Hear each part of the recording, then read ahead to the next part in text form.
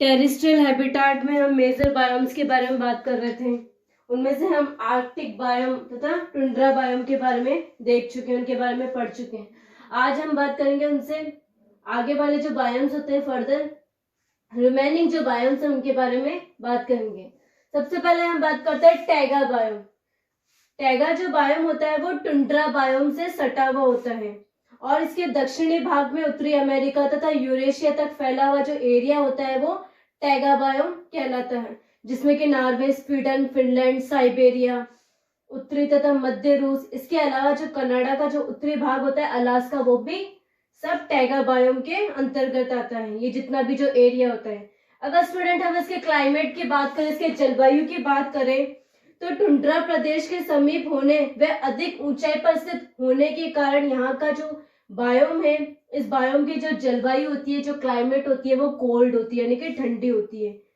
इसके अलावा यहाँ पे हम देख सकते हैं कि विंटर सीजन जो होता है वो बहुत लॉन्ग टाइम तक होता है, यानी कि जो विंटर जो ड्यूरेशन होता है वो लंबे समय के लिए होता है, जबकि जो समर ड्यूरेशन होता है वो थोड़े टाइम के लिए होता है। इसके अलावा स्टूडेंट अगर हम इसके बात करें फ्लोरा की, यानी कि वनस्पति जात की, तो इसमें क्या होता है कि कॉर्निफेरस जो प्लांट्स होते हैं वो बहुत ज्यादा पाए जाते हैं। कॉर्निवर्स प्लांट्स की फॉरेस्ट की जो उत्तरी जो पट्टिका होती है, जो नॉर्थ जो प्लेट होती है, वो टैगा कही जाती है। इसमें क्या होता है कि कॉर्निफरस जो प्लांट्स होते हैं वो बहुत ज्यादा पाए जाते हैं। इसके अलावा इनमें कुछ स्प्रूस, पाइन ट्री तथा फर्न जो होते हैं वो सब प्लांट्स भी पाए जाते हैं। इसके अलावा स्टूडेंट अगर हम बात करें तो ये जो प्लांट्स होते हैं वो बहुत ज्यादा डेंस होते हैं, यानी कि बहुत ज्यादा सघन होते हैं, तो इन्हें कॉर्निफरस प्लांट्स भी हम कॉर्निफरस फॉरेस्ट के फॉर्म में भी हम इसे जान सकते हैं, क्योंकि यहाँ पे कॉर्निफरस जो प्लांट्स होते हैं उनकी अबंडेंट बहुत ज्यादा होती है। इसके अलावा कुछ मात्रा में मॉस, लाइकेन तथा आर्किड्स ये भी क्या होते हैं, प्रचुर मात्रा में पाए जाते हैं। देन हम बात करते हैं इसके फौना, यानी कि प्राणी जात की।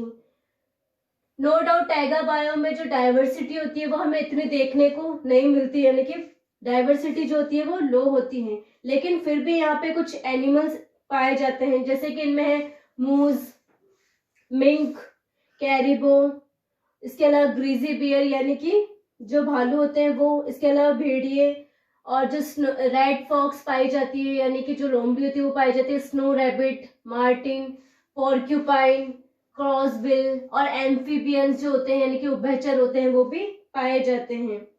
इसके अलावा उभयचर में अगर हम बात करें तो जैसे हाइला और राना जो स्पीशीज होती है फ्रॉग की, वो पाई जाती है। इसके अलावा कुछ इंसेक्ट्स भी पाए जाते हैं, जैसे कि बॉग पीटल, सॉफ्लाई तथा मोथ, ये सब जो होते हैं वो इत्यादि पाए जाते हैं।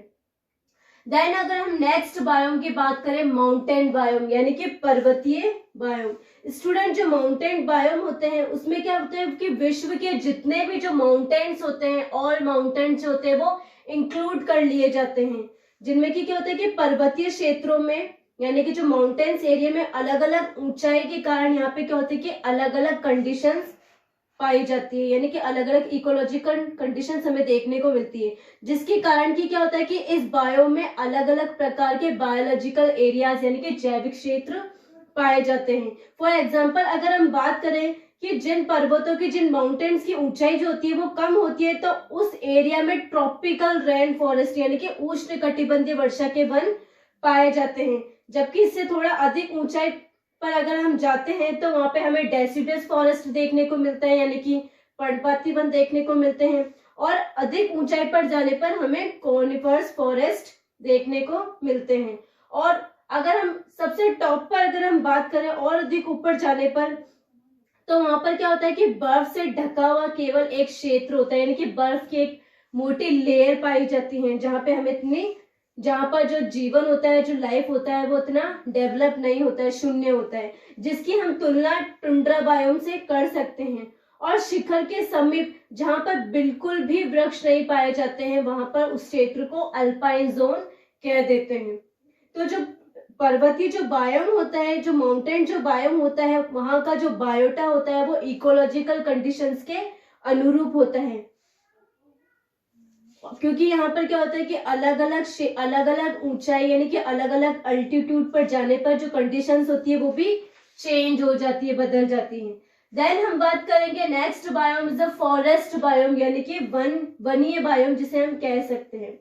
स्टूडेंट, वन क्षेत्र में क्या होता है कि नॉर्मली डिफरेंट प्रकार के प्लांट्स पाए जाते हैं, बहुत ज्यादा प्लांट्स देखने को मिलते हैं। इसके अलावा हर्ब्स, मतलब जैसे बहुत सारी हर्ब्स, शर्ब्स, इनके अलावा कुछ झाड़ियां जो लताएं होती है, घास और विभिन्न प्रजातियों के जंतु भी होते हैं, वो भी पाए जाते हैं, यानी कि एनिमल्स भी पाए जाते हैं। यानी कि जो फॉरेस्ट बायोम की विशेषता ये होती है कि यहाँ पे हमें बहुत ज्यादा बायोडाइवर्सिटी देखने को मिलती है, यानी कि जैव विविधता देखने को मिलती है। तो वन क्षेत्र को जलवायु व वनस्पति यानी कि क्लाइमेट तथा फॉरेस्ट यानी कि प्लांट्स की विविधता यानी कि बायोडाइवर्सिटी के आधार पर इनको 4 भागों में बांटा गया है फॉरेस्ट बायोम को। Coniferous forest, temperate forest, tropical forest and subtropical rain forest. सबसे पहले हम बात करेंगे कॉर्निफेरस फॉरेस्ट के बारे में। तो स्टूडेंट, इस तरह के जो फॉरेस्ट होते हैं, जो वन होते हैं, वो नॉर्थ हेमिस्फीयर तथा कोल्ड एरियाज में पाए जाते हैं, यानी कि उत्तरी गोलार्ध तथा ठंडे प्रदेशों में पाए जाते हैं। नाम से ही पता चल रहा है कॉर्निफेरस फॉरेस्ट, यानी कि इनमें क्या होता है कि कॉर्निफेरस जो प्लांट्स होते हैं वो बहुत ज्यादा पाए जाते हैं, जो कि क्या होता है कि इन वनों की विशेषता होती है। इसमें सबसे पहले हम बात करेंगे क्लाइमेट की। तो स्टूडेंट, नॉर्मली क्या होता है कि फॉरेस्ट में बहुत ज्यादा रेनफॉल देखने को मिलती है, यानी कि वर्षा जो होती है वो ज्यादा पाई जाती है। इसके अलावा नमी भी पाई जाती है। और इसमें जो टेम्परेचर की अगर हम बात करें तो उसकी जो रेंज होती है वो -30 डिग्री सेल्सियस से लेकर के 23 डिग्री सेल्सियस तक होती है। और इन क्षेत्रों में क्या होता है कि जो स्नोफॉल जो होती है वो नॉर्मली देखने को मिलती है, यानी कि हिमपात जिसे हम कह सकते हैं। इसके अलावा स्टूडेंट, अगर हम बात करें तो यहाँ पर भी क्या होता है कि जो विंटर जो ड्यूरेशन होता है वो लंबा होता है, जबकि जो समर ड्यूरेशन यानी कि जो ग्रीष्म काल होता है वो छोटा होता है। और यहाँ के फॉरेस्ट की जो सॉइल होती है, जो मृदा होती है, वो एसिडिक यानी कि अम्लीय होती है।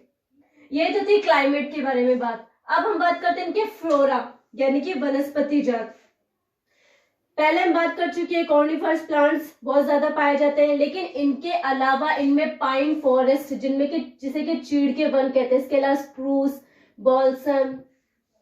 बाल्सम जो होते हैं बॉल्सम, इसके अलावा लार्क और ये सब पाए जाते हैं। इसके अलावा इसमें क्या होता है कि कुछ अत्यधिक नमी के कारण यहाँ पे मांस तथा लाइकेन भी देखने को मिलते हैं। मॉस और लाइकेन जो होते हैं वो प्रचुर मात्रा में पाए जाते हैं। फौना यानी कि प्राणी जात, अगर इनमें एनिमल्स की बात करें तो इनमें नॉर्मली एम्फीबियंस में क्या होता है कि जो हाइला तथा राना होते हैं वो देखने को मिलते हैं। इसके अलावा वुडपिकर, क्रॉस बिल्स जो होते हैं, ये कुछ बर्ड्स भी पाई जाती हैं बड़ी स्पीशीज की। इसके अलावा इसमें क्या होता है कि कुछ स्नो रैबिट भी पाए जाते हैं। इसके अलावा गिलहरी यानी कि स्क्विरल्स भी पाई जाती हैं। और red fox, porcupine, brown bear जो होते हैं यानी कि भूरे भालू, वो भी पाए जाते हैं।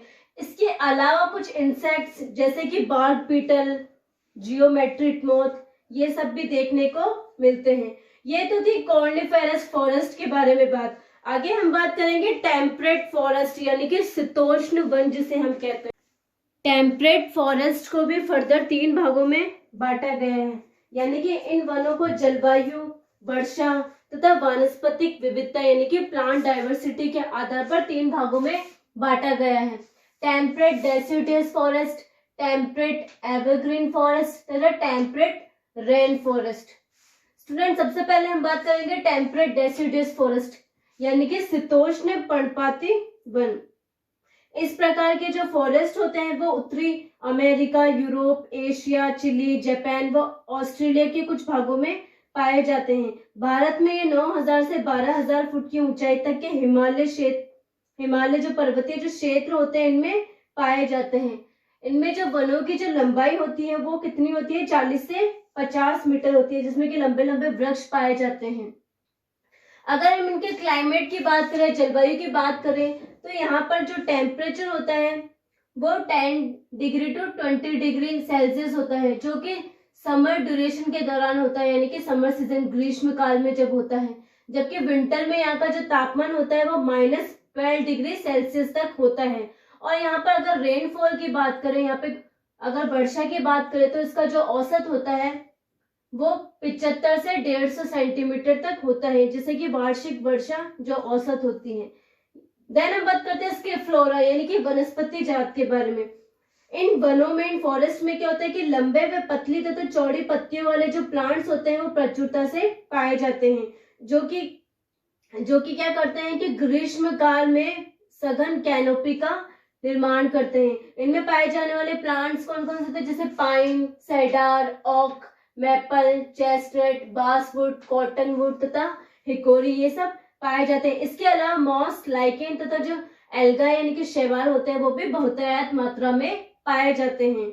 देन हम बात करते हैं इसके फौना यानी कि वनस्पति प्राणी जात के बारे में। इनमें क्या होता है कि जो डाइवर्सिटी होती है वो बहुत ज्यादा देखने को मिलती है एनिमल्स में। इनमें क्या होता है कि कुछ इन्वर्टिब्रेट्स भी पाए जाते हैं। इन्वर्टिब्रेट्स में जो आर्थ्रोपोडा फाइलम के जो सदस्य हैं वो बहुत ज्यादा देखने को मिलते हैं, जिसमें कि कोलियोप्टेरा, मिलिपेड्स, आइसोप्टेरा, ऑर्थोप्टेरा, ये सब गण के जितने भी जो इंसेक्ट्स होते हैं वो पाए जाते हैं।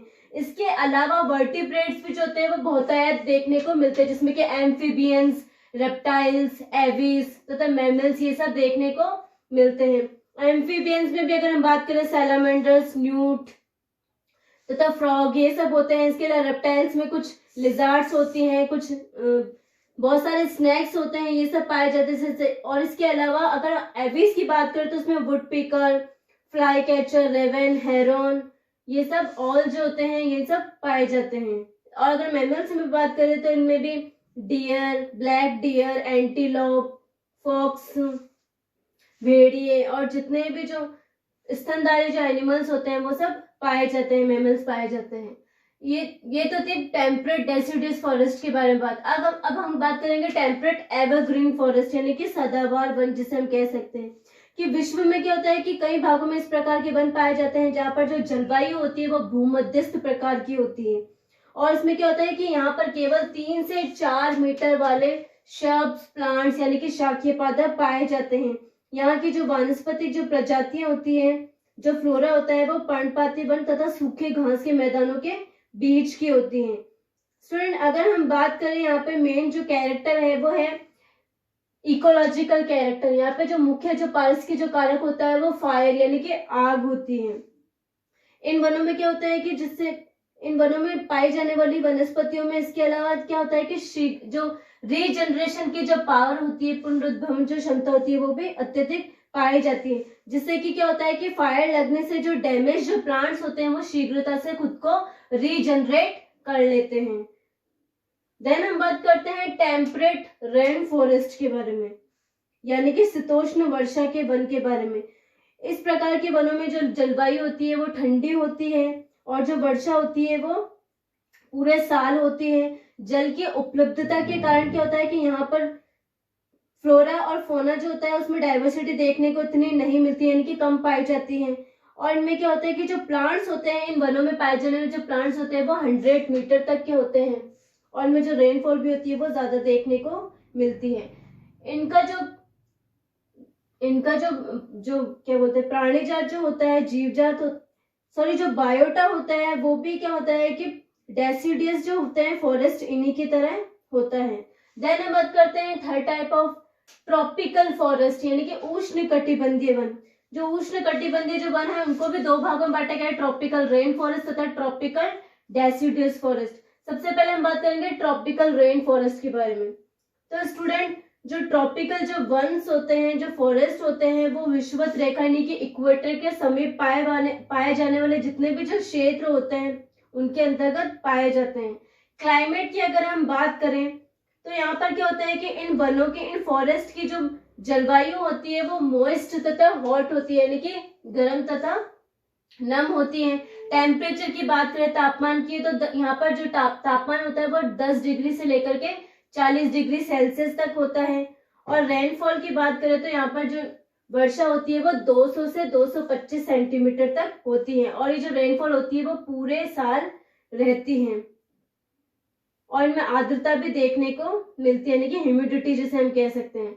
देन हम बात करते हैं फ्लोरा यानी कि वनस्पति जात। यहाँ पर जो डाइवर्सिटी होती है प्लांट्स की वो बहुत ज्यादा देखने को मिलती है।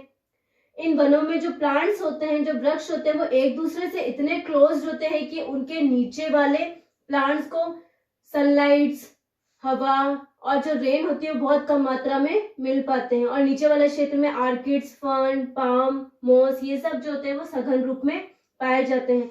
फोना की बात करें तो इनमें भी क्या होता है कि बहुत ज्यादा डाइवर्सिटी देखने को मिलती है, जिसमें कि विभिन्न प्रकार के इनवर्टिब्रेट्स और वर्टिब्रेट्स पाए जाते हैं। इनवर्टिब्रेट्स में भी आर्थ्रोपोड्स और इंसेक्ट्स जो होते हैं वो पाए जाते हैं, जबकि वर्टिब्रेट्स में जितने भी जो होते हैं एम्फीबियंस, रेप्टाइल्स, एवीज, मैमल्स जितने भी होते हैं वो सब उनसे रिलेटेड जो ऑर्गेनिज्म, जो जीव जंतु बहुत ज्यादा देखने को मिलते हैं। यानी कि तो अगर ट्रॉपिकल रेन फॉरेस्ट की बात करें तो यहाँ पे फ्लोरा और फोना जो होता है उनमें बायोडाइवर्सिटी जो होती है वो बहुत ज्यादा देखने को मिलती है। देन हम बात करते हैं ट्रॉपिकल डेसिडुअस फॉरेस्ट, यानी कि उष्ण कटिबंधीय पर्णपाती वन। इसमें क्या होता है, यहाँ का जो टेम्परेचर होता है वो बहुत ज्यादा होता है और यहाँ पर जो बारिश होती है, जो वर्षा होती है वो भी बहुत ज्यादा होती है, लेकिन वो क्या होती है कि पूरे साल भर नहीं होती है, इसलिए इन्हें मानसूनी वन भी कहते हैं, मानसूनी फॉरेस्ट भी कहते हैं। इन वनों में जो पेड़ों की जो ऊंचाई होती है वो 40 मीटर तक होती है। और प्लांट्स में अगर हम नॉर्मली बात करें तो देवदार, ट्रिक, बांस, ये सब जो होते हैं वो बहुतायत में पाए जाते हैं। इसके अलावा निचले क्षेत्र में जो सदाबहार जो वन होते हैं एवरग्रीन, उनके छोटे प्लांट्स तथा झाड़ियां जो होती है हर्ब्स वो पाई जाती है, जो कि सदा हरी भरी रहती है। ट्रॉपिकल जो डेसिडुअस फॉरेस्ट यानी कि उष्ण कटिबंधीय पर्णपाती का जो जीवजात होता है, जो बायोटा होता है, वो उनके समान ही होता है। जो ट्रॉपिकल रेन फॉरेस्ट में जो पाए जाते हैं उनमें उनके समान ही होता है। यहाँ पर भी हमें क्या होता है कि नॉर्मली बायोडाइवर्सिटी जो होती है वो बहुत ज्यादा देखने को मिलती है।